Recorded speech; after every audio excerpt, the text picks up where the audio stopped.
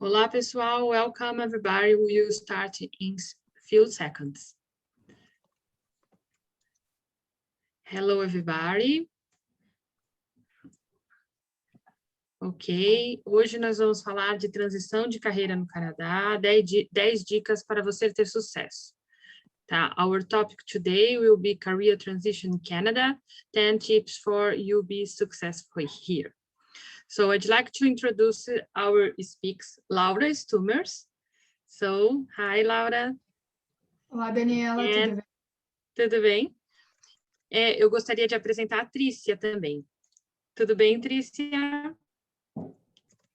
Então, hoje nós temos aí a nossa apresentação. Gostaria de, então, apresentar o Reza. I'd like to introduce Reza. Hello, Reza. Hi, Daniela. Hello, everybody. Welcome to this webinar. I'd like to introduce Christian. Hello, Christian. And Christian has some internet there. Hi. Olá, Hi, everyone. que tal? Hello. And I'd like to introduce Carolina. Hello, Carolina. How are you? Hi, everyone. Nice to be here. Okay. And our backstage, you have Baris that is making everything possible in our webinar. Hello, Baris. So we can start today. Então, a nossa apresentação vai ser em português e nós gostaríamos de falar algumas dicas e algumas vantagens que o ano de 2021 trouxe para o mercado de imigração, trabalho e estudo no Canadá. Então, a gente vai ter a nossa apresentação e depois a gente vai abrir para perguntas. A gente gostaria de apresentar o nosso escritório. Então, we'd like to talk about our office, Ingui, Canadá. We have 2 offices and we serve more than 25 countries and you have more than 15 team members. We are capable to help clients in 7 different languages and you have a 5-star rating on Google. Our boutique immigration is here to help all immigrants that want to make Canada your new home. Our service, we can help in real estate investment in Canada, moving investment funds from overseas to Canada, application for permanent residence, immigration paths that leads direct to the PR, business immigration, global mobility service for Europe, Canada, Caribbean, Iceland, and other countries as well. Here is our contact information, website ingui.ca, and for booking consultations, ingui.ca/store, and feel free to send our Google reviews. And in Facebook, ingui.ca, and LinkedIn, Instagram, Ingui Canada, and now we have our channel, Ingui Canada. Today, we have 4 speakers, so Laura, Tricia, Christian, Carolina, and our purpose is help everybody that wants to know more details about career, life, and jobs opportunity in Canada. So today, we will start first with Laura, and we'd like to introduce Laura. Laura, welcome. Obrigada, Daniela, tudo bem? Acho que antes da gente falar um pouquinho das 10 carreiras de sucesso, eu queria convidar, ela está online, a Tricia, para falar um pouquinho da parceria com a Invi, e depois a gente pode falar também da carreira. Pode ser, Tricia? Pode sim. Vou compartilhar o meu slide aqui. Preciso parar de você.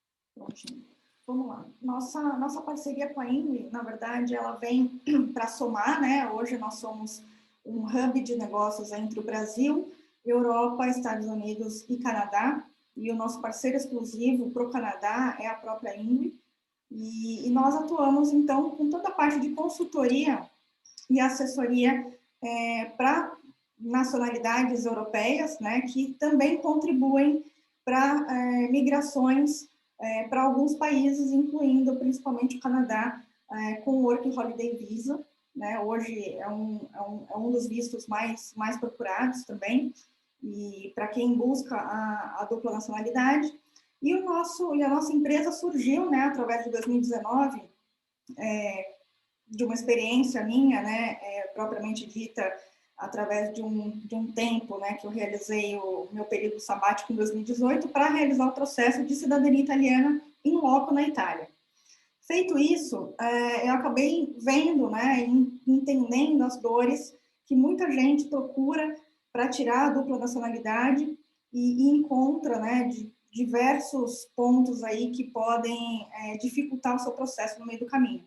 Então, a ideia hoje desse hub de negócios que nós temos aqui, fundamentado pela cidadania italiana, pela cidadania portuguesa, é justamente auxiliar as pessoas que querem ou têm o objetivo de fazer uma transição de carreira ou uma transição de vida para outros países através da dupla nacionalidade e também contribuindo, né, abrindo novas portas futuras, não só para essa geração que está buscando a cidadania, e sim para gerações futuras, porque a própria dupla nacionalidade deixa, né, essa possibilidade para os demais descendentes.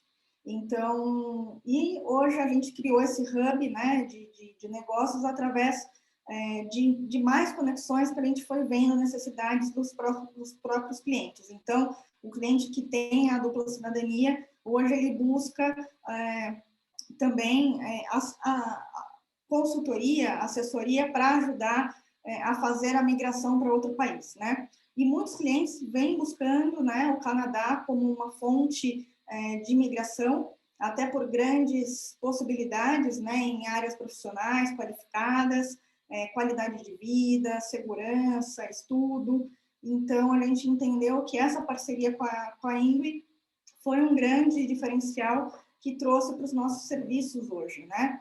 E a gente acabou lançando esse programa, né? Então, a gente tem um programa já em andamento, fazendo essa parte de transição e trazendo novas oportunidades de empregos, né, de vagas possíveis na área de tecnologia e telecomunicações, que são áreas de grande exploração no Canadá e que a gente consegue introduzir para esses clientes, né, novas possibilidades.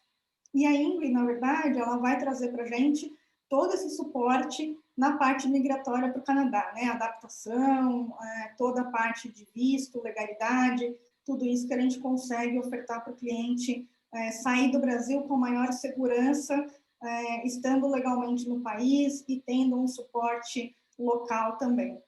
Então, a gente entendeu que essa parceria fazia muito sentido para nós, né? Feito isso, aqui eu estou explanando um pouquinho da cidadania italiana, da cidadania portuguesa, todos os serviços que a gente atua na Trícias Consultoria. Então, toda a parte de serviços consulares, toda a parte de pesquisa genealógica, então, toda a parte da via judicial na Itália, que é um caminho hoje muito procurado, até por conta da própria pandemia, e isso reduz muito o tempo do reconhecimento, né, da cidadania. Por exemplo, em São Paulo, a gente tem uma fila aí de 10 a 12 anos de espera, e isso acaba ajudando, fazendo o reconhecimento pela via judicial na Itália há 2 anos, 3 anos de processo. E aqui eu falo um pouquinho dos nossos descendentes, né? Quanto hoje o Brasil tem de direito, né, nas cidadanias italiana, portuguesa e nas demais, né? Em 2021, a gente tem aí 30 milhões de descendentes italianos que possuem o direito da cidadania italiana no Brasil e no mundo, né? Esses descendentes já se espalharam aí pelo globo, então eles possuem o direito, em qualquer país que ele esteja, a requerer esse tipo de dupla nacionalidade. E da cidadania portuguesa, são 25 milhões de brasileiros que possuem ainda esse direito, né? E a gente está falando aí de um universo de 210 milhões de habitantes brasileiros, né, que possuem o direito, que possuem aqui no nosso país, a gente está falando de 30%, né, dessa população que possui o nosso direito de uma dupla nacionalidade e que podem requerer isso e deixar para as próximas gerações. Tá? Temos aqui um outro gráfico também que mostra uma média, né, dos tempos hoje de fila no consulado italiano, por exemplo. O consulado italiano em São Paulo ele tem 13 anos de fila de espera. Então, você coloca o seu nome hoje na fila, daqui a 13 anos você vai ser chamado para entregar a documentação para fazer o reconhecimento.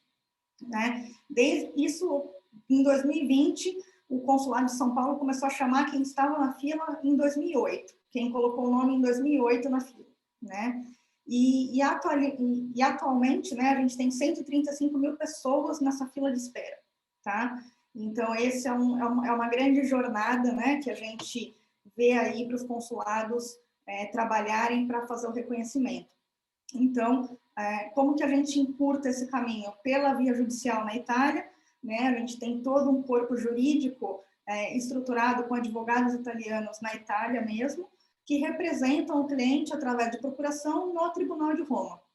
E esse tempo de fila, né, ele cai por terra, então ele passa a não ter validade, porque ele é um tempo inconstitucional pela lei italiana, e isso acaba favorecendo o cliente que quer fazer o reconhecimento para cair em média, né, de 2 a 3 anos de espera para a conclusão desse processo. Então, isso acaba ajudando, e depois, com a cidadania em mãos, com certeza o cliente pode escolher o rumo que ele preferir, né? No Canadá, a gente sabe que o Work Holiday Visa é um visto muito procurado e que abre muitas possibilidades, até por conta dos jovens, né, que procuram esse tipo de visto para fazer uma nova jornada de recolocação profissional e até melhorar o skill, né, profissional com isso também. Então, isso ajuda muito.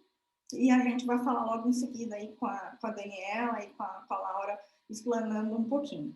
E a nossa contratação aqui é simples, a gente entende que hoje o mundo, né, com toda a tecnologia que existe aí, a gente não tem mais burocracia para fazer contratação, então a gente utiliza todos os meios digitais aí para a fase de contratos, então a assinatura de contratos hoje são todas digitais pela ClickSign, é uma plataforma jurídica com validade, né, de todos os contratos assinados, e os meios de pagamento também são flexibilizados por boleto bancário, Pix, PagSeguro e PayPal. Então, o cliente, da onde ele estiver, qualquer parte do mundo, ele consegue fazer o pagamento e fazer a contratação dos nossos serviços também. Isso é uma grande facilidade hoje, e a gente respeita todas as regras, né, da própria LGPD e a própria GDPR aqui no Brasil, para a proteção de dados desses clientes, dessas informações. Então, esse é um ponto que a gente sempre tem uma grande preocupação também. E temos as nossas parcerias, temos nossos reconhecimentos atualizados. Então, ano de 2020, recebemos aí o selo ouro, né, como melhor empresa, prêmio de excelência de própria qualidade do Brasil. Então, uma empresa reconhecida pela forma que a gente trabalha. E agora, em 2021, a gente está recebendo o prêmio agora em julho também, de empresa do ano, pela Latin América. Então, esse é um grande reconhecimento também, a parte América Latina, né? E temos aí o selo de Reclame Aqui Verificada, que também é um selo muito importante para a gente, porque a gente sabe o quanto os clientes são exigentes com relação à parte de reclamação e tudo isso. Então, esse é um ponto que a gente se preocupa bastante. E a gente sempre tenta manter grandes parcerias de negócios. Então, a Ingrid é uma grande empresa do nosso portfólio aqui já de parceiros, e temos outros parceiros aí que também ajudam e apoiam em outros países, né? E temos todas as associações. Hoje a gente também está associado pela Câmara Portuguesa e pela Quality, né, pela Latin Quality America, que ela também ajuda a gente a alavancar os nossos negócios na América Latina. Então, esses são pontos aí extremamente importantes, Patrícias, e que a gente, né, com certeza agrega junto com a Ingrid nessa jornada. Perfeito. Então, só para deixar super claro que a participação da Trícia é justamente para explicar a importância de ter né, já uma outra cidadania de origem europeia na imigração para o Canadá. Né, Trícia? É isso aí. É isso mesmo. Então, agora a gente vai começar com a apresentação da Laura. A Laura vai mostrar a sua experiência em ajudar os brasileiros aqui no Canadá a encontrar o seu lugar ao sol no mercado de trabalho. E um dos passos importantes dessa busca é a questão do visto de trabalho. Então, por isso que falar do Holiday Visa para aqueles brasileiros que têm cidadania europeia pode ser aí de grande ajuda. Então, agora eu passo a palavra para a Laura. Bem-vinda, e agora é a Laura. Obrigada, Dani. Então, como a Dani comentou, a gente conheceu primeiro um pouquinho do trabalho da Ingvi, que é a nossa parceira que está realizando uma série de webinars. Eu vou mostrar outros conteúdos, outros webinars que eles já fizeram sobre diferentes assuntos, que pode ser um material bem relevante para vocês. E a Trisha trouxe esse outro ponto sobre dupla cidadania, porque, como a Dani disse, é uma das diferentes formas de vir para o Canadá. Então, rapidamente, quem que é a Laura e por que eu estou falando com vocês aqui hoje? Se vocês olharem ali um pouquinho, está em ordem cronológica. Eu sou gaúcha, me formei na URGS, e a minha carreira toda no Brasil foram empresas grandes de diferentes setores. E aí, em 2016, eu vim para o Canadá. Fiz um college na época, depois passei por Canadian Tire, uma das maiores varejistas do Canadá, e hoje eu sou gerente de marca na Kimberly-Clark. E nessa trajetória de 5 anos de Canadá, eu aprendi muitas coisas, às vezes na marra, né, de erros comuns que a gente faz, porque a gente chega num país novo e tende a fazer as mesmas coisas no processo de aplicação de trabalho que a gente fazia no Brasil. E essas coisas muitas vezes não funcionam. Então, quando eu comecei a aprender, tive muitos mentores, eu comecei a dividir também esses aprendizados. Faço vários webinars, voluntario, e tenho uma empresa de consultoria, parceira da Ingvi, a gente tem a Ingvi Talent, para trabalhar também para aquelas pessoas que querem uma consultoria mais personalizada de carreira e job search.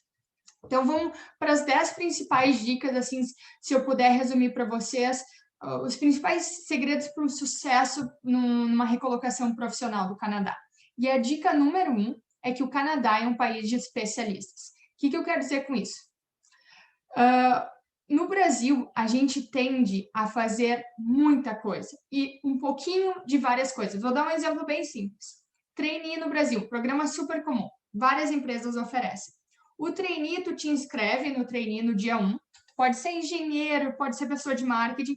E é um trainee generalista. Eles querem gente de todas as áreas, todas as formações. Tu vai rodar por várias áreas da empresa.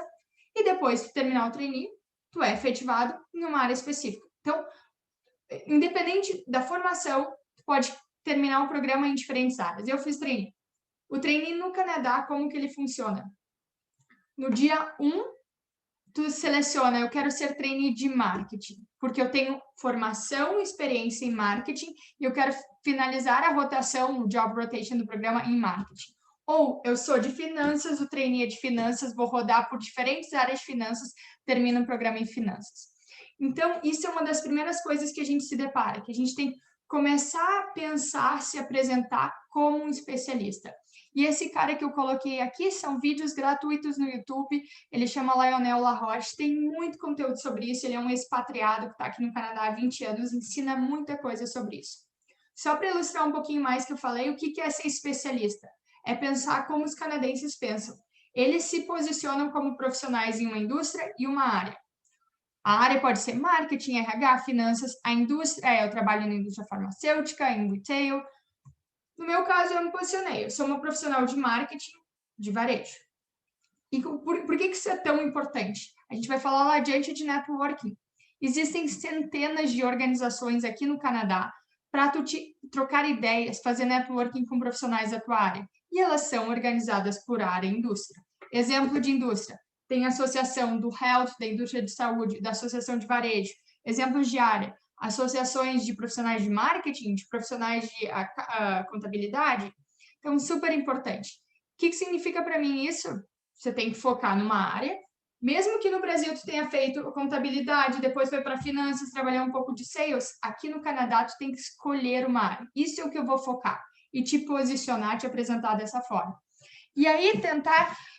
tem muita gente que chega aqui e sai aplicando para vaga de gerente de marketing, para também Customer Service, para todas as vagas possíveis. O mercado vai te ver como um generalista. E o que eu mencionei antes, o mercado contrata especialistas. Então, defina a sua área, indústria, e foque em 2, 3 cargos que tu vai fazer as tuas aplicações que sejam parecidos.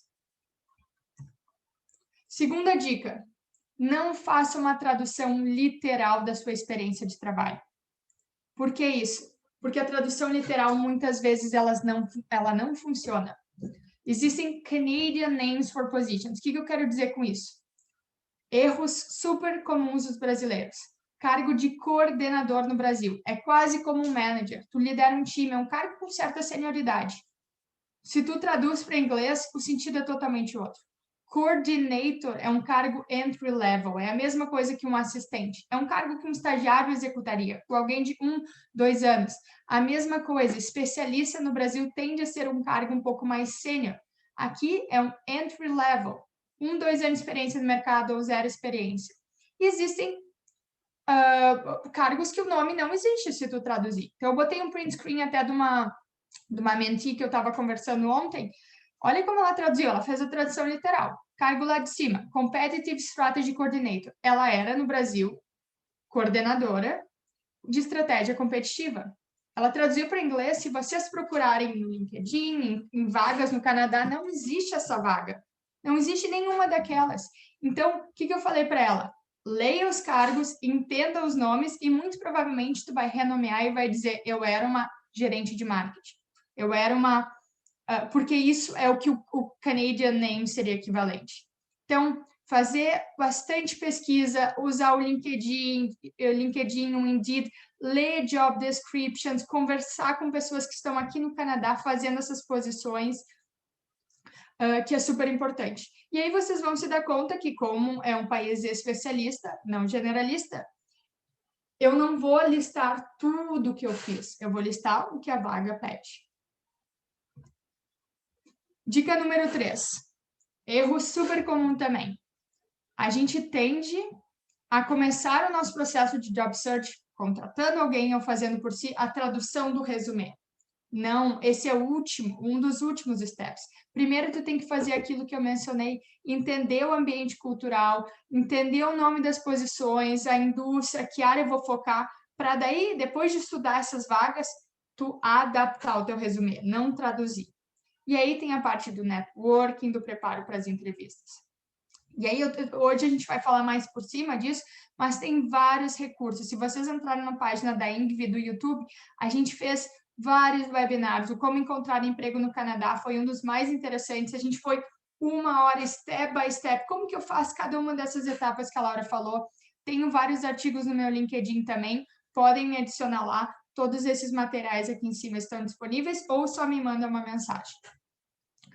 Dica número 4. LinkedIn é uma das ferramentas mais importantes para a vida profissional no Canadá. No Brasil, a gente não usa. Aqui é obrigatório. As pessoas vão olhar. E se tu não tiver um LinkedIn, se tu não tiver um LinkedIn profissional, muito provavelmente isso vai te prejudicar no processo seletivo. Então, de novo, a importância, se tu não conhece a ferramenta, a gente fez ali embaixo, Work and Immigration in Canada, é um webinar que a gente fez com a Ingvi de quase 2 horas e a gente foi sessão por sessão no LinkedIn, porque trabalho durante o Covid é aplicar online, é usar o LinkedIn. Então, muito conteúdo nesse outro webinar para como que eu construo o meu LinkedIn aqui no Canadá. Dica número 5. A gente acha que é só construir um resumê. No Brasil é assim, né? A gente constrói um resumê que é o currículo, né? E sai mandando para todas as empresas. O Canadá é um país especialista. Vou dar um exemplo básico. Um analista de marketing no Brasil, eu fazia eventos, ajudava um pouco o time de vendas, fazia comunicação, fazia social media, fazia digital. Quando eu falava isso numa entrevista ou botava no meu resumê, o recrutador olhava e falava, não pode. Não existe isso. Porque aqui tem um Social Media Coordinator, né, que é a pessoa que eu te disse, tem um Events Coordinator. Então, a gente não quer gerar essa confusão neles. A gente precisa, em Roma, como os romanos. Então, o que no resumê a gente faz? A gente tailor ele, a gente customiza. Então, em vez de eu dizer que eu fazia 10 coisas, eu brinco sempre como se tu tivesse um baralho. O brasileiro trabalha 12 horas por dia. A gente faz muito mais coisa do que alguém que trabalha aqui 8, 9 horas. Então, naturalmente, a gente já tem mais coisas. Vamos dizer que no meu baralho tem 52 cartas, 52 experiências, diferentes coisas. Em vez de eu regurgitar, desculpa o termo, tudo num resumê para ficar extenso e gerar essa confusão, a gente tem que olhar para o que a vaga está pedindo, olhar para as minhas 52 cartas e mostrar aquelas que ele está pedindo. Se ele está contratando alguém de digital, o meu resumê tem que mostrar o que eu fiz de digital primeiro. E se sobrar espaço, eu falo das outras coisas. Então, usar muito a job description, o que eles falam job posting, como uma referência. Dica número 6, networking é obrigatório aqui. Mais de 80% das vagas não são anunciadas nesses portais onde todo mundo vai, LinkedIn, Indeed. Ok, Laura, onde é que elas estão sendo anunciadas? Não estão sendo anunciadas em lugar nenhum. As pessoas estão acessando a sua network. Exemplos próprios. Olha uma mensagem que eu recebi. Eu recebo toda semana e as pessoas se mandam toda semana esse tipo de mensagem. Olha, eu estou procurando a empresa que eu trabalho, a gente está procurando. Tem alguém para indicar? Um recruiter entrando em contato comigo. É uma vaga que não está postada em lugar nenhum. Um recruiter escrevendo no LinkedIn dele. Não é LinkedIn Job. Ele fez um post, como se fosse um post do Instagram dele. Que as únicas pessoas que vão ver esse post é quem é conexão dele. Então, por que as pessoas fazem isso? Porque o poder de alguém referenciar é muito forte. Salva tempo, é alguém já dando um veto, né? De que, opa, eu conheço alguém, sei que ela faz, e é mais barato, porque para a empresa criar todo o processo, né? Postar uma vaga tem um custo. Dica número 7. Falei de networking, que é importante, coffee chats. É um termo muito novo, aqui no Canadá é super comum. A gente falou um pouquinho em outras palestras da Ingrid, tem esse artigo que eu escrevi no LinkedIn. Mas, basicamente, eles chamam também de informational interview. Basicamente, é uma conversa sobre um tópico específico, normalmente sobre carreira. Costumava ser ao vivo, se fazia tomando café. Vou dar um exemplo muito simples. Quero trabalhar em marketing no Canadá. Estou ainda no Brasil. Vi que marketing coordinator parece algo que faz sentido para mim. Deixa eu abordar alguém no LinkedIn, deixa eu ver se a Dani ou a Laura conhecem alguém e vou marcar um bate-papo com a Júlia, que é Marketing Coordinator no Canadá, para entender o que ela faz. Isso é Coffee Chat, é uma conversa com propósito que vai gerar um networking, que vai gerar aprendizado e troca. Dica número 8, voluntariado também é obrigatório. Voluntariado no Brasil tende a ser mais voltado à caridade e doação. Aqui, é parte da comunidade, é papel das pessoas que moram aqui. Então, voluntariado é muito comum, todo mundo faz, de criança na escola até gente aqui. Isso te ajuda a dar Canadian Experience. Então, eu cheguei aqui agora, quero trabalhar em marketing, ninguém está me chamando para entrevista? Voluntaria. Vai praticar inglês, vai te desenvolver. Tu pode começar a fazer voluntariado online no Brasil. E por que dá Canadian Experience? Olha esses exemplos de voluntariado. Se eu quero ser um graphic designer no Canadá, eu posso começar a ser um graphic designer através do voluntariado. Olha as posições como elas são. Não vou ganhar dinheiro, mas ao mesmo tempo vou ganhar experiência. Não é full time, tu dedica 2, 3 horas por semana, começa a te ajudar a desenvolver. Dica número 9. A principal barreira prejudicando os brasileiros, a principal barreira para os brasileiros conseguirem trabalho aqui não é as mais comuns são língua e soft skills. Como que eu melhoro o idioma? Tem muito recurso gratuito, gente. Eu botei ali o networking para brasileiros, eles têm esse evento que chama NPB Chats, toda semana, é um grupo de conversa online, sem custo nenhum, para praticar inglês com uma professora. Digita no Google, usa recursos, inglês é importantíssimo para cá. Pode fazer o voluntariado também.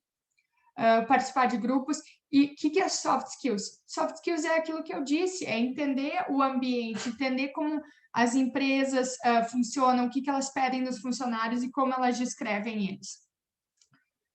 E aí tu pode obter através de voluntariado e participando daqueles grupos e associações que eu mencionei antes. Por isso que é tão importante definir tua área e indústria de atuação.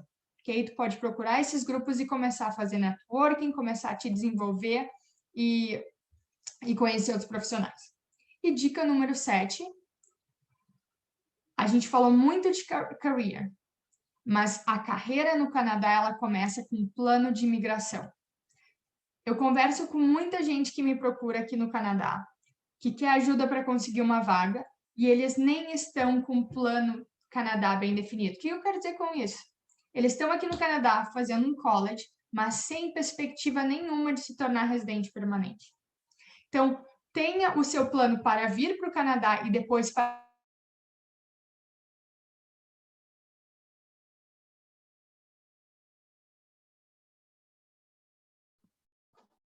I think our internet got Yes, disconnected. I believe Laura have a problem in the connection. Yes, Yeah. but she's explained about tip number 10, in my opinion, is like the number 1 because it's the preparation for come to Canada. The people sometimes believe that, okay, I can arrive in Canada and I decide after. No, you need to decide before arrive Canada, because you need to choose what kind of course, what kind of education, what field you want to work. So all combinations of all these things is so important, because you need to go to the correct course that is good for your career and that is good for immigration. So this is something that you need to plan with a lot of very good information. So I think we can jump for Carolina presentation, because Laura was in the last slide, and as soon that Laura can arrive, we can start the discussion after Carolina and Christian presentation. Sorry, I believe Christian will speak before Carolina. Hi, That's Christian. Right. Hi, Daniela. Hi, everyone. It's a pleasure to be here. Let me share my screen. Guys, now the presentation will be in English because Carolina and Christian speak Spanish, but everything that you need, I can translate in the chat. Okay, so let me start with a quick introduction about myself. I am the person in charge of the business-to-business side at Ingwe, which is Ingwe Talent. What this means? This means I am in contact with companies that require resources, requires talent. So that's what I'm doing right now. How I came in here, I started working almost a year ago in this company. And before that, well, my experience is completely in staffing and recruiting for 16 years. With that being said, I know a little bit about the market here in Canada, how it works. And that's what I'm coming here to talk about, and is which are the jobs that are in high demand in provinces in Atlantic Canada, for example, Saskatchewan, and in British Columbia, particularly in Victoria. So let me start right there, and I just would like to mention something that I would like to point out is something that Laura mentioned, and is Canada is a specialist country, and it's really important to get the knowledge and the background of the position that you are going to be working at, and well, that is prime. Some of the positions in higher demand are technical positions, as you will see right now. So let me just start. So I'm going to start with Atlantic provinces. I didn't want to go over all of them. I'm going to mention which are these provinces. We're talking about New Brunswick, Newfoundland and Labrador, Prince Edward Island, and Nova Scotia. So all these provinces, they have more or less the same scarcity of talent, and they have the same needs. Most of them come in the technology industry. These are some of the positions that they are looking for, and those are computer engineer, everything about IT analysts and consultants, web designers and developers, front, back, and full stack developers. I mean, in here is 3 of them, not that someone needs to do the 3 of them, DevOps, solutions architects, and infrastructure specialists. Those are the main positions required in the provinces that I just mentioned. Healthcare. As you can see, well, most of them as well, they require some sort of specialization. They are technical. And also marketing. Marketing is huge. I would say across Canada, this is something, and mostly digital marketing is one of the, and I believe this happened because of the pandemic. Everyone wanted and needed to be online as soon as possible. And even before COVID, it was already a demand for digital marketers in Canada. But after the pandemic hit and until now, is one of the positions in highest demand. And well, you can see that in here we have a couple, e-commerce and digital marketing specialists. Also, I'm gonna move to the next province, which is Saskatchewan. In Saskatchewan as well, we have technology positions that they are in high demand, pretty much the same as I just described in Atlantic Canada. Education. In Saskatchewan, education is one of the industries that require a lot of candidates. And to be honest, I have some prospects, some clients that they are in real need of these positions. And engineering, it's huge. Of course, it needs a specialization or some sort of diploma, which will means that or some sort of certification, I will say. Some of the knowledge that we are bringing from our origin country might work, but most of the times we need a certification on this. And last but not least, I'm gonna in the previous slides you saw that I was making focus on provinces. In this case, the focus is in Victoria, British Columbia. And in here, the needs are in business administration, basically business, positions as a branch and office administrator, corporate administrators, business consultants, and business analysts are in huge demand right now. And with that, I will go and I will show you a couple of job descriptions that I gather, so you can see what typical employer will be asking you as your qualifications and the job requirements. For example, I just choose this one, which is a software engineer, entry level. I would like to mention that this is an entry level position.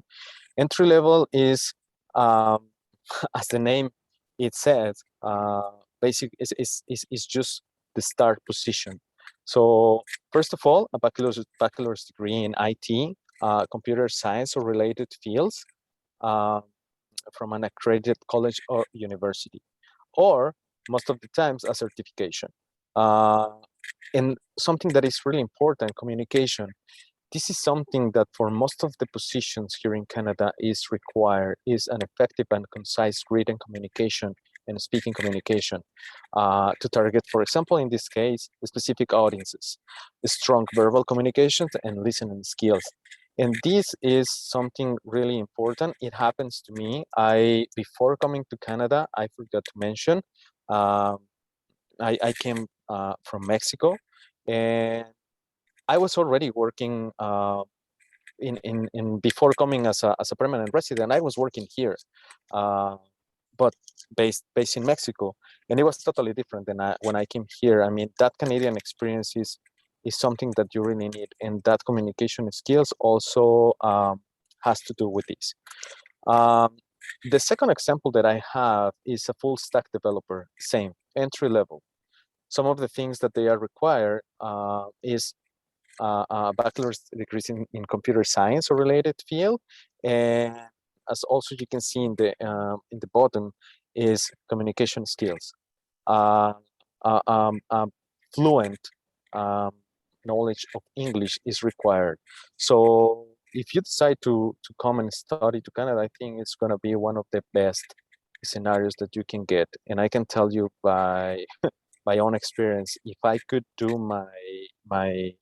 all my process again, I think I would have choose to come and study here, because that will make things easier. With that being said, well, this is the end of my presentation. Thank you.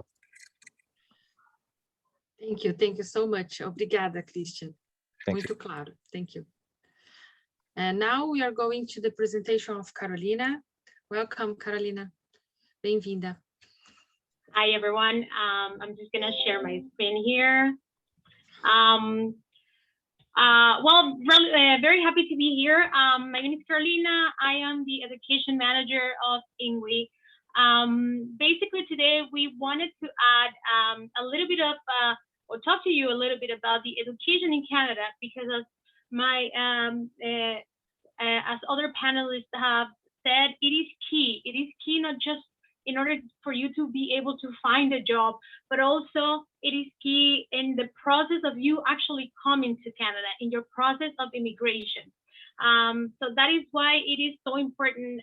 Of course, for example, European nationalities and certain Latin American nationalities have the option of do, for example, a working holiday and apply for jobs. But those types of visas also have certain restrictions, especially for those that are a little bit older. So definitely studying opens doors, and even those people that are able to come here and work directly. Studying in Canada is gonna allow you to have acquire Canadian experience. There are many programs that have co-op internships that already connect you to the industry. There are many advantages, and one of the many advantages of studying in Canada is obviously we have world-class education. It's a degree that you will be able to take anywhere, and it'll be a great qualification for you to have. We are one of the most multicultural countries in the world, so that's amazing for you to be able to do the transition from home to here. It might not be so rough as immigrating to other countries, right? It has more affordable tuition fees than other countries like Australia, New Zealand, the UK. At the moment, Canada has the best rates for that, even though it's definitely an important investment for us coming from Latin America. Of course, it is an important investment, but it is worth it. Why? Because of the number 5. You know, Canada allows you, once you've studied a program here, to be able to work, to obtain a work permit and stay here for 1 to 3 years with a work permit, with an open work permit. So that's a great advantage, because you are able to get the experience, then after get your education, then gain a work experience, and then being able to apply for your permanent residency. That is something that other countries do not have, and it's happening less and less. Like Australia, they open their doors for studies, but unfortunately, you are not able to convert to PR. It's really, really hard.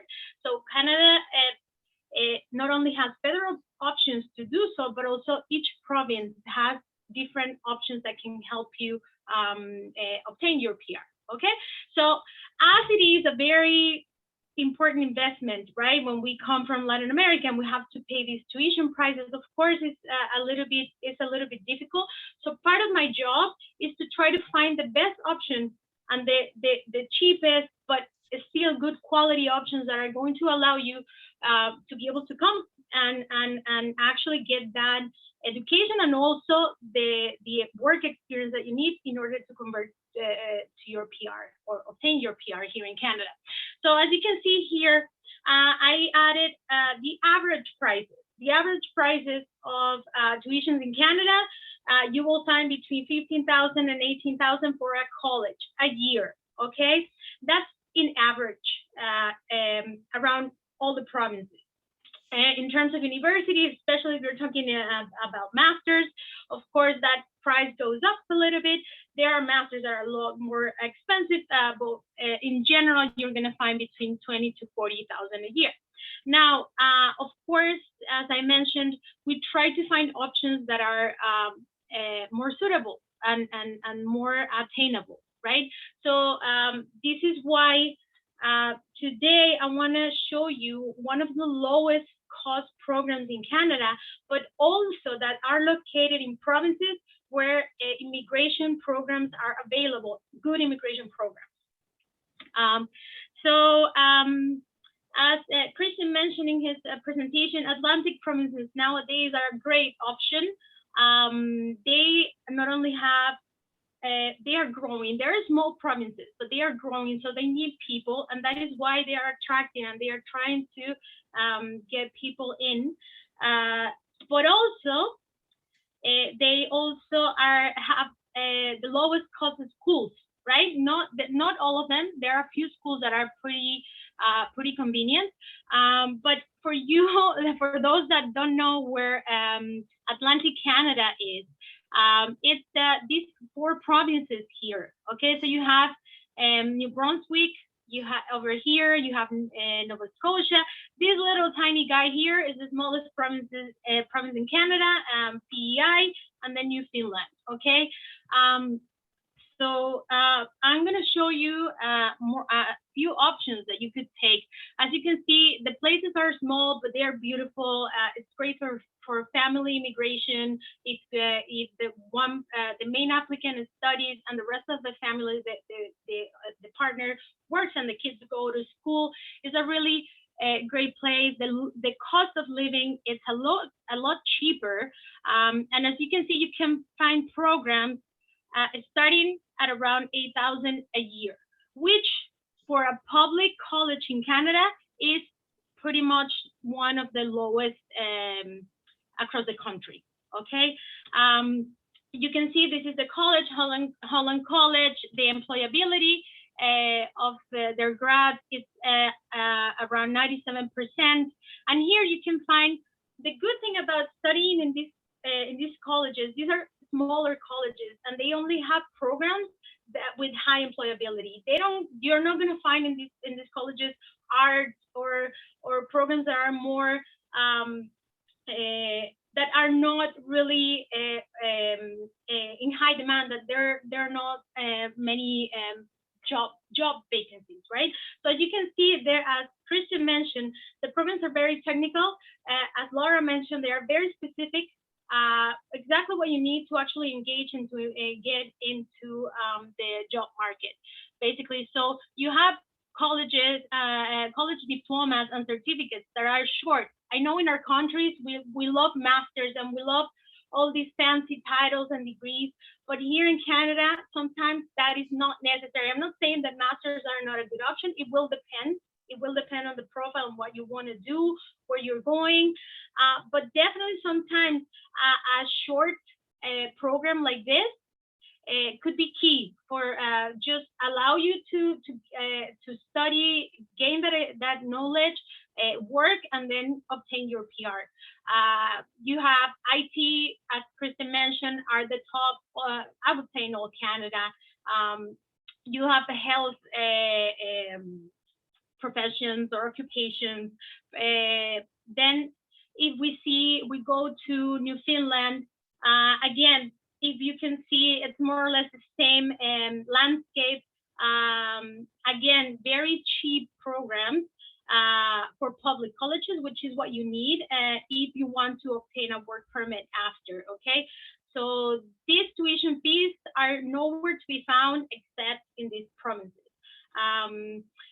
If you like huge cities and a lot of that, this might not be the place for you, but sometimes it's better just to maybe try this type of life a couple of years, 2-3 years after you obtain your PR. You don't need to stay in the province, you can go anywhere else, okay? The College of the North Atlantic, also, as you can see, power engineering, software development, business administration, graphic design, very, very specific professions. And even if you like trades, here in Canada, trades are very well paid. Unfortunately, in our countries, in Latin America, welders or construction workers are not necessarily, the best paid. But here in Canada, they actually make really good money. So it's definitely an option if you like that, right? New Brunswick right now is has one of the best immigration programs in Canada in terms of provincial nomination programs. It's not automatic. There is no automatic anything when it comes to immigration. Okay, everything is a process, but it's a great province. It's also growing. Employment is good, and also prices start from a little bit higher than the other provinces, but it still are among the most affordable ones. The main college there is the New Brunswick Community College. It has more options in terms of programs. And again, the leading programs that you can find, it's 1 or 2 year programs in engineering, IT. You have specific, here you can see what Laura mentioned. In this case, you have IT, but they have specific programs in IT, right? IT, web, and application development, program analyst. There, one program specific for each area. Human resources is always pretty big. Supply chain is also very big in these provinces. The next province I wanted to talk to you about is Saskatchewan. The programs themselves are not necessarily cheap, but University of Regina, that's Saskatchewan there, for those that don't know where that is. The University of Regina right now the University of Regina is a great university. It's been around for a while. It has 10 faculties. It's a great university. And it has masters that start from 8,000, which is crazy. They last 2 years. Is a great opportunity. And Saskatchewan also has great immigration opportunities. However, if you like parties, if you like big cities, you do not want to come to Saskatchewan. Okay, Saskatchewan is beautiful, but that's what you're going to see 90% of the time. This is, it's an agricultural province, and it's just very green, it's a smaller city as well, okay? But they do have good student life in these around these universities, so that's a good thing if you want to come, for example, with a family, but you have your group there. It might be a good experience as well, and it's worth it because of the price and the immigration program. Finally, I wanted to mention just British Columbia in general is quite expensive, okay? But we have a program on one of our partner universities that it's a great program. It starts at around 8,000 also a year. It's University of Victoria, which is a beautiful place to live. It's pretty close to Vancouver. If you don't like the cold, this is the place, and this is a great balance between a smaller city, but also basically still options, like it's a little bit bigger than the other places that I showed you. And as I said, you take it's not a boat, well, a kind of a boat, I forgot the name, a ferry. And then you are, yes, thank you, Reza. And then you are right in Vancouver. So it's actually, if I didn't live in Toronto, I would definitely, that would be my my pick to live here in Canada. So yeah, look at that. That's the University of Victoria. I believe it's beautiful. It's a really, really great place. It has a university diploma in business administration. However, for these programs, you need previous studies, or you need work experience from home. Okay, so you can always get in touch with us, and I will be happy to help you choose your program or answer any questions that you may have but these are really, really great options that I have found. Now, everything I mentioned before is in relation to public schools, okay? Public schools in Canada, please listen to this, it's very important. Public schools in Canada are the only ones that will allow you to get a work permit after graduation, okay? Just public schools. If you come to Canada to a private schools have their advantages, but you will not receive a postgraduate work permit. Okay, please, we want that to be very clear. We don't want people to come here and think have the wrong idea. Now, why do people take private colleges if they do not allow you to get a work permit? Basically, because they are cheaper. As you can see, they can be cheaper. There are certain programs that sometimes are even the same as a public college, but they have programs that are quite cheap. And so, for example, what are the advantages? They require a very low English entry level. So if for example, your English is not the best, you have like an intermediate English. Instead of coming to Canada to study English, it's going to cost you more or less the same. You can come and study at a private college because while you study English, you cannot work regardless, right? So you can come and actually use this to improve your English, but also gain work experience because most of these programs have co-ops. So for example, you study 4 months and then 4 months you work. That experience is not going to count for your immigration path, but it's going to give you that certain experience that Lara, for example, was mentioning with the volunteering. Well, this is actually paid. So it's also a great option for those that want to get some experience before being able to get to start their journey. Okay, so that would be the advantage. That's why people come and choose it, private colleges. Okay, and finally, guys, we just wanted to give you an option for language because as Lara mentioned and Christian mentioned, as everybody mentioned, language is the key. If you can be the best professional ever, but if you can't communicate, if you cannot sit down at an interview and express yourself, if you're not able to write properly, it's going to be really hard. So it is key for you, and I emphasize this because we get a lot of clients and they have everything ready, and then we ask what's your English level, and it's low. So people usually leave the English for like the latest, like the last resource, and it should be the first thing that you start preparing. Okay, and these days because of COVID, the schools have started having really good options, online options. So basically, you can prepare from back home, and then when you reach a certain level, maybe come here and either apply for a college or all that. But you can do let's say, most of your English at home, and then if you want to maybe practice or take some classes here, it's good. But in terms of pricing, it's a lot better. If you can see, this is just a comparison. This is prices in Canada of one of our partner schools. Okay, we work with many schools, over 900 schools that we will have for you guys. But for example, here, 1 week, 370, right? Just 1 week here in Canada.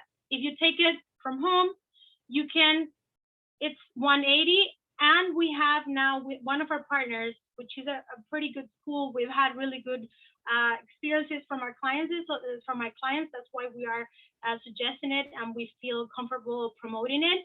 Has a promotion, which is that pay 8 weeks, but study 12 weeks. So that brings down the cost to $100 per week. You also have to pay any courses in Canada, your registration fee and your material fee, but it's a really, really great cost. We have lower, some schools that are cheaper, but this is a great balance between quality and price. Okay, so that's what I wanted to tell you. Education here is a great option. Will help you with your employment, with your immigration.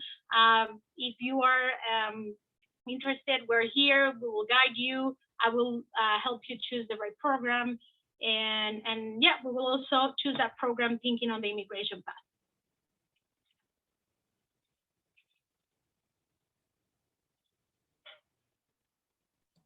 Okay. So now you have the questions and we can discuss a little bit about the details. So I'd like to ask you to Reza the details about the holiday visa. What it means for a Brazilian or for someone that can use the holiday visa?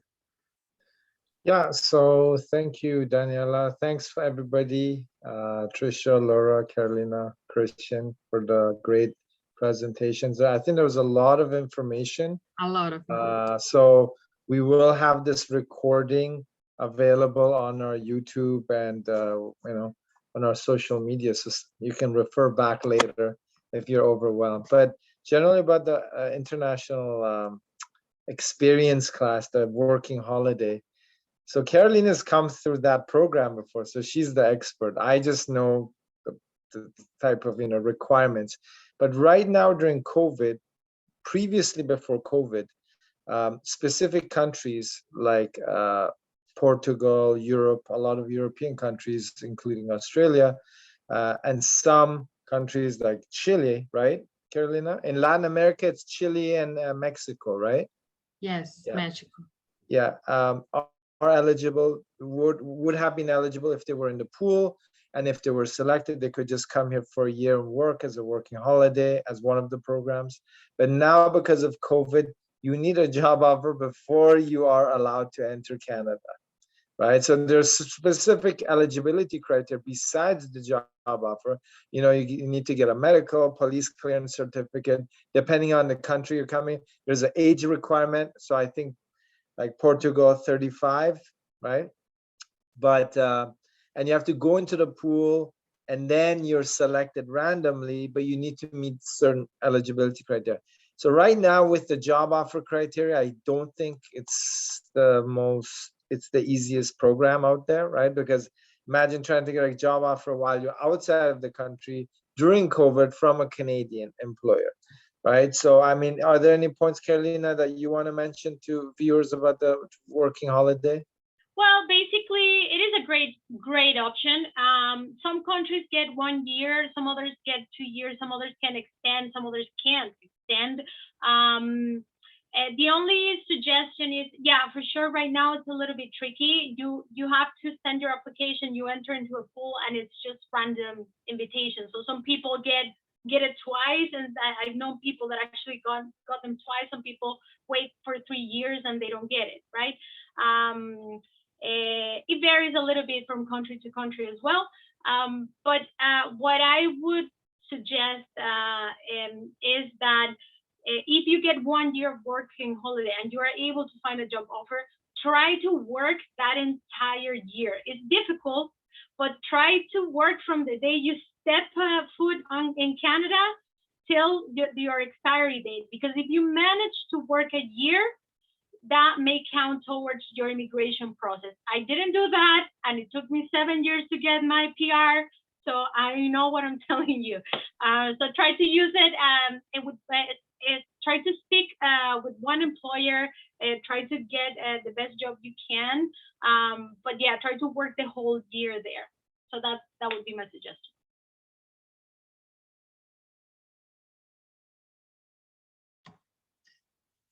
Yes, I believe the work experience is something very important for immigration, because everybody wants to work, and to be capable or be able to work in Canada, you need to have a specific work visa. And sometimes if you don't have a job offer, the only way is start studying. Do you think that's possible another way? Because all the clients ask how I can arrive in Canada. I can arrive as a visitor and after change my visa. This is possible? Yeah, you can come here as a visitor and you can convert to a study permit, but there are strict requirements. So you have to do it within the first 6 months of your entry, and you have to complete a prerequisite to the post-secondary program that you're applying for. Okay, in Canada. So there are very strict requirements. A lot of people make mistakes. They come here after like 8 months, they apply, they get refused, or they don't do the prerequisite, they get refused. There's strict requirements. But yes, as a visitor, you can convert to a work permit, you can convert to a study permit, depending on whether you meet the eligibility. And like you said, Daniela, you cannot just apply from a visitor to a work permit without a job offer, or without being the spouse or partner of an international student or worker who is working or studying full-time right now inside of Canada. And then again, there's specific eligibility criteria for those categories, right? So everything is possible, except you need to meet the eligibility criteria, right? That's just to put it very simply. So I hope I've answered that question. And I'd like to question to Laura about her personal experience, because she came to Canada, but she didn't, it's not necessary to study in her case, because she already have the admissibility for the PR. Laura, I'd like to hear your story again, because it's very important to understand when you have the requirements and when you don't have the requirements. Com certeza. Dani, eu vou falar em português, pode ser? Can be em português. Ok, falar em português para o pessoal, que eu vi que a maioria são brasileiros. Eu falei antes da importância de trabalhar com o escritório de imigração. As formas de migrar para o Canadá são muito dinâmicas. E muitas vezes, se tu trabalhar com agências que têm um interesse por trás de ganhar comissão, eles já vão te empurrar direto opções, como, por exemplo, opções que, às vezes, vir estudar inglês ou ir fazer um college. Às vezes, tu tem uma pontuação para PR já. Então, foi esse o nosso caso. A gente veio estudar, fazer um college, e no meio do caminho nós descobrimos, e aí nós trocamos a agência de imigração porque a gente já tinha pontuação para PR. Então, o meu conselho é, quer vir para o Canadá? Primeiro ponto, marca uma consultoria, um bate-papo com a Dani, entende os cenários. Pode ser que seja muito mais barato, rápido, do que tu tá imaginando ou do que alguém ouviu. Exatamente, Laura. Como a gente é uma consultoria de imigração, a gente pode oferecer mais de 1.200 instituições de ensino dentro da preferência do cliente e não da conveniência ou de algum tipo de contrato. E quando o cliente tem a baixa idade e o inglês alto, é possível que não seja necessário nem fazer inglês e nem fazer college. Então, só para entender que não existe uma regra, e sim existe uma análise de perfil. E isso é muito importante. Não é porque o que deu certo com a Laura vai dar certo para a Trícia, ou para a Daniela, ou para a Carolina. Então, é por isso que a gente fala que essa primeira conversa sem compromisso é muito importante, para a gente montar um plano de migração. E aí você ataca esse plano como for mais conveniente para você. Tem gente que vira PR em 7 anos e tudo bem. Tem gente que vira PR em 2 anos e tudo bem. O importante é você saber onde você quer chegar e quais os recursos que você vai precisar nessa jornada.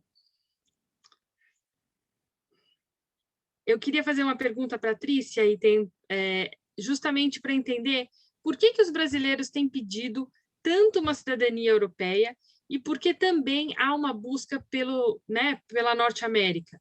A gente já pode falar que os brasileiros estão querendo uma mobilidade global para ter uma carreira em diferentes lugares do mundo? Daniela, o que a gente percebeu, tá? Agora com a pandemia, primeiro que o trabalho remoto se tornou uma realidade, né? Eu, particularmente, trabalhei quase 20 anos na área de telecom, tecnologia no Brasil e fora, e já trabalhava com home office há muitos anos. Desde 2004, 2006, mais ou menos, para mim já é uma cultura trabalhar com home office. Mas, em algumas empresas ainda, pelo menos no Brasil, ainda não era uma coisa tradicional, não era um hábito, né, trabalhar com home office.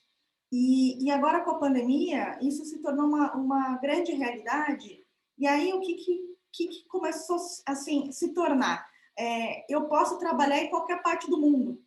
Então, as empresas hoje começaram a abrir essa possibilidade para os nômades digitais trabalharem onde ele se sentir mais confortável, mais seguro, com qualidade de vida. E o que veio atrelado a isso, né? As famílias ou os profissionais, as pessoas que começam a buscar essa mobilidade, eles começam a entender que o Brasil hoje ele não oferta segurança, qualidade de vida, né? Algumas coisas que, com certeza, em outros países a gente sabe que é uma realidade, né?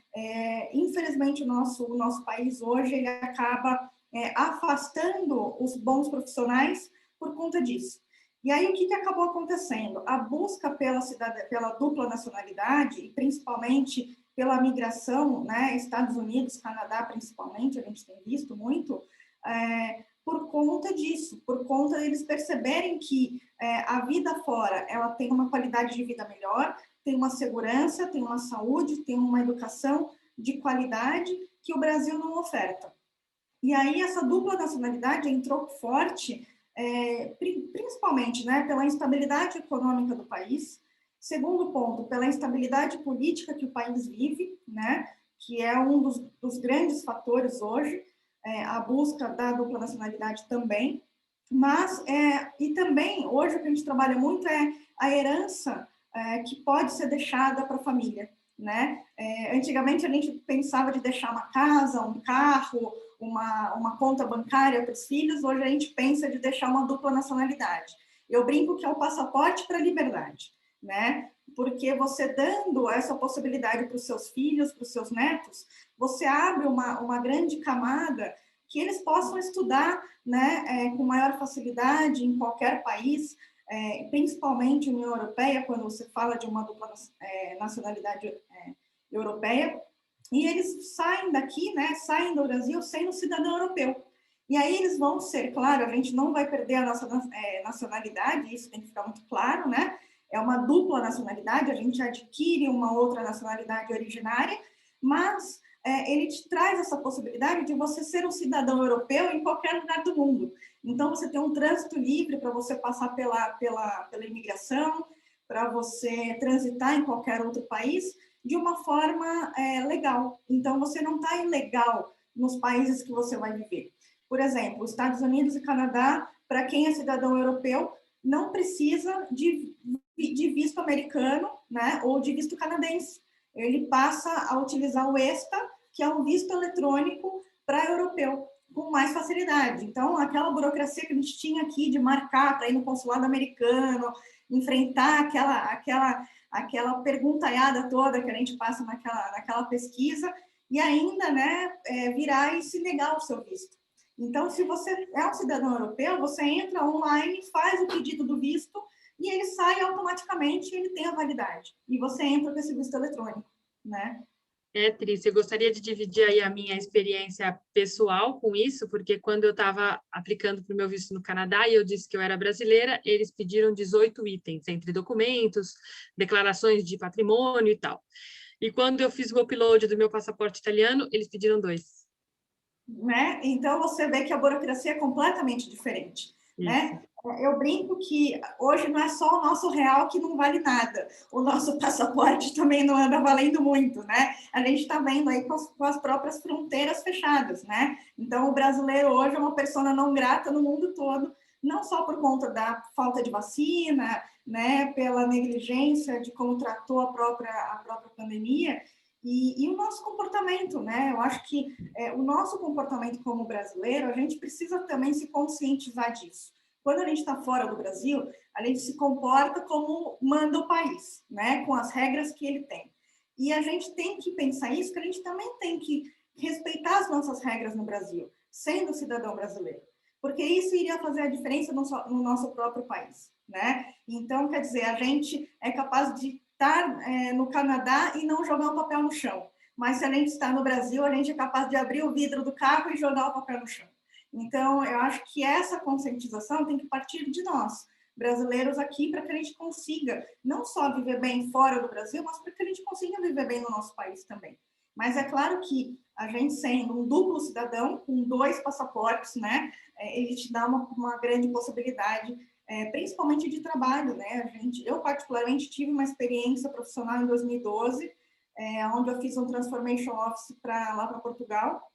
E é claro que a gente vê a diferença gritante quando você entra como uma brasileira e quando você volta a entrar com um passaporte italiano ou passaporte português em qualquer outra parte do mundo, né? Você passa a ser respeitada de uma forma diferente. E aí a sua validade de homem-hora também muda, né? Se a gente entra como um brasileiro turista, digamos assim, ilegal, o nosso homem-hora, ele vale X euros ou X dólares canadenses, e a gente entra como imigrante legalizado, com visto bonitinho, ele passa a ter 3, 4 vezes o valor do homem-hora. Então, isso que vale muito a pena as pessoas pensarem que, antigamente, né, o que a gente pensava? Vamos entrar ilegal mesmo, depois a gente se vira, né? E a gente vê que esse se vira não é tão fácil assim.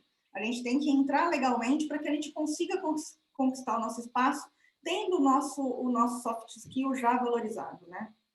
É isso, a era digital trouxe muitas facilidades, mas também uma alta capacidade de comunicação entre os países. Então, é muito importante você ter uma vida muito correta em qualquer um dos países que você passe, porque isso tudo é checado em todos os tipos de imigração. Tanto a sua vida profissional, a sua vida acadêmica, como a sua vida fiscal. Então, isso é muito importante as pessoas entenderem que essa responsabilidade que a gente tem que ter como cidadão, ela vale em qualquer país do mundo e ela cruza fronteiras. Se você tem alguma pendência, ela precisa ser resolvida e organizada, seja em qualquer país que você tenha residido antes de estabelecer residência em outro país. Isso vai inclusive no visto canadense, né? Eles verificam tudo isso, né? Sim, o visto canadense ele é muito correto e ele pede exatamente uma série de documentos para ver quão organizada é a vida do cidadão brasileiro, porque eles querem um cidadão organizado e correto que venha residir no Canadá. E se assim não for, o visto é negado. E aí você comentou também que existe a parte de graduação, né? De pontuação para obter esse visto, né? Então, todas essas fases são checadas para que cheguem nessa pontuação necessária, né? Isso.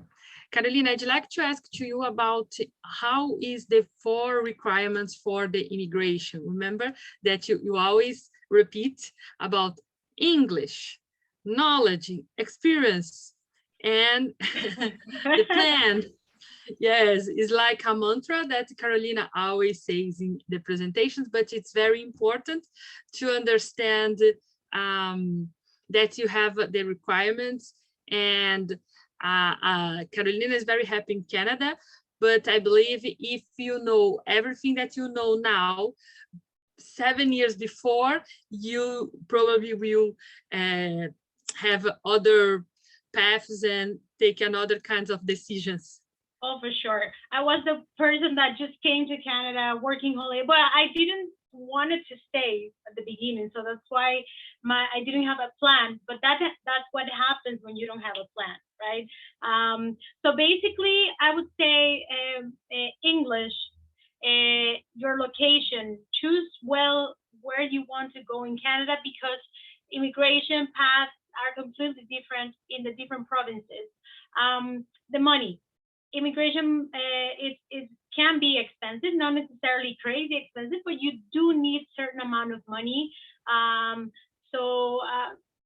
Again, you don't need a huge amount, but it will depend, and we will help you in that sense to see if we can offer you, there is a way that we can work with you and we can make it happen, because of course it's an investment. It's an investment not just in terms of money, but in time, in life. People move their entire family sometimes. So I would say those are the main things. And then please, we always get people, just my friend told me that it was like this. And like Daniela mentioned, the immigration process is very particular. What worked for somebody might not work for you, because, you know, sometimes it's like, well, my friend, but your friend is 10 years old, younger, or your friend has a master's degree, or your friend speaks, has other English levels. So it's different. So that's why we try to, first of all, see your profile, to see if specifically find a way for you. It's also very important to, and nothing, keep yourself open, be open-minded, because obviously immigration, take it as an adventure. There are things that might be not what you like, what you enjoy, but you're always going to find some great things.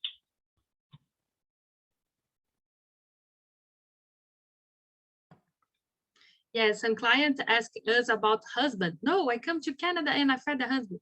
So it's not so simple, because you have a lot of requirements. It's not like this, arrive and you have a lot of Canadians waiting for you in the airport. So I'm not specialized in Tinder and this kind of things, but if you want jobs and college and English schools, or maybe buy a property or invest, we can help you. But husband, I can help. Reza, now I'd like to talk again about your personal experience, because you have a huge immigration experience in your personal life, in your professional life. You live abroad in Europe, you live in different countries, and your experience is very important, because you are not a Canadian, you are an immigrant that became a Canadian.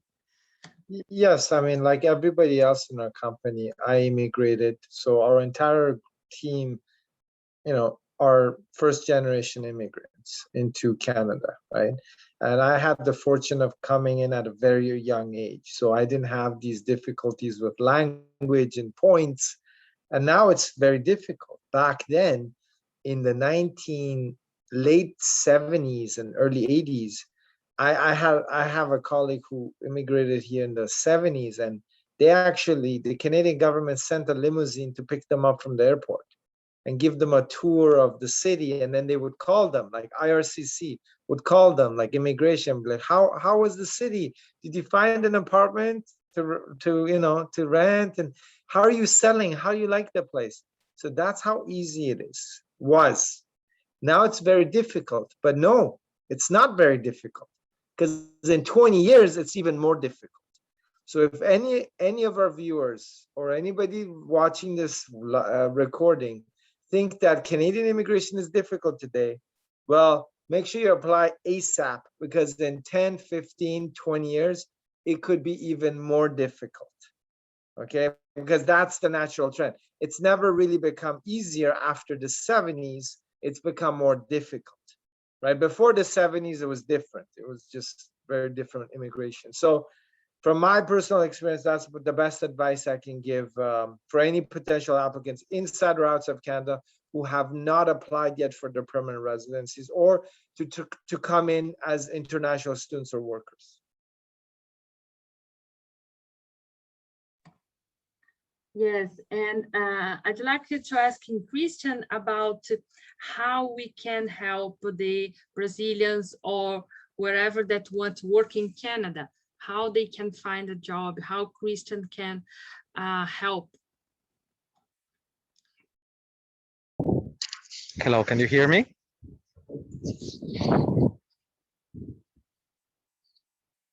Hi guys, can you hear me? Yeah, Christian, we can hear you. Well, yeah, I think, as I mentioned in the beginning, I can help in terms of giving some tips, giving some idea of the market from the business perspective, from the employer's perspective. That's how I can definitely help. I have information firsthand. So yeah, please reach out to me, and I will do as much as I can. So Christian is very modest, so I'd like to add on to that. So Christian has always been in touch with employers throughout his career in Canada, right? So he knows what each industry or the larger medium-sized companies are looking for across Canada, whether it's Atlantic, BC, Ontario, Manitoba, Northern, Rural Ontario, GTA, right? And as part of our coaching packages, if anybody's interested, obviously, Christian is available from Ingwe Talent to prepare and give you the right mindset, right? If you come prepared into the labor force, into the Canadian market, you have a way better chance, right? So that's why we've conducted this webinar, right, Daniela? We've got education, we've got, you know, experience in terms of the employer sides, career, you know, whether, you know, all of our presenters today. So the more the applicants know before they come to Canada looking for jobs, and the better prepared they are, and that's what we do, right? That's what Ingwe does, is prepare the applicants, and Christian and Carolina is definitely part of that team. So that's just a little top up on what Christian mentioned. Yes, this is very important because it's a combination of education, professional experience, and immigration regulations that change every day. So this webinar will be recorded and some information can be changed and updated in 1 or 2 days. So it's very important to understand how dynamic is immigration in Canada nowadays. Yeah, and I'd just like to add one more point there. There's a lot of people out there that may say, oh, we can help you with whether it's, you know, employment or preparing for your career, right? The point is here that our team, especially with Christian, he's worked with recruitment firms. He's worked with multiple employers.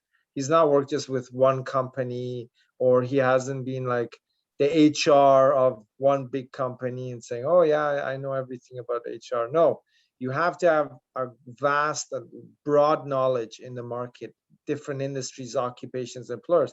And that's what Christian brings, because he was always working in between the applicant and large and medium-sized companies. He wasn't working for one employer who was just hiring. No, he was the in-between. And that's what you need in this market, is you need expertise like Laura's, you need education to bridge the career and the education in terms of immigration, and then you need Christian who has that insight into what techniques they use to hire or not to hire. Remember, it's hire or not to hire. That's the key question. Okay. It's absolutely just to add there is and thank you for all what you mentioned, Reza. Is I think it was broader than what I was telling. Definitely is knowing the inside out of the job market from the candidate perspective and from the hiring perspective. So definitely we can help in that. Yes, and the preparation is the key. You need help with the resume. You need help to prepare your student plan. You need help to understand the Canadian immigration regulations. I think it's exactly what you can help. You can provide very good information, up-to-date information to help you take the best decision for you, not for the Canadian government or. I think we lost Daniela there.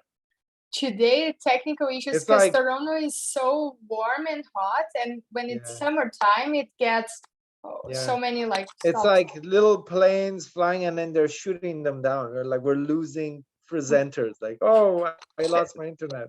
Pessoal, a gente só estava falando que Toronto está muito quente, tipo o Brasil, e aí a internet, a conexão dá umas travadas, assim, a gente nunca tem esses problemas técnicos, hoje a gente foi desligando.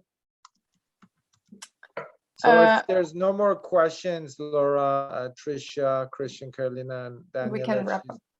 Yeah, we can wrap up. Daniela, we're going to wrap up to thank everybody, our presenters and our attendees today for joining us.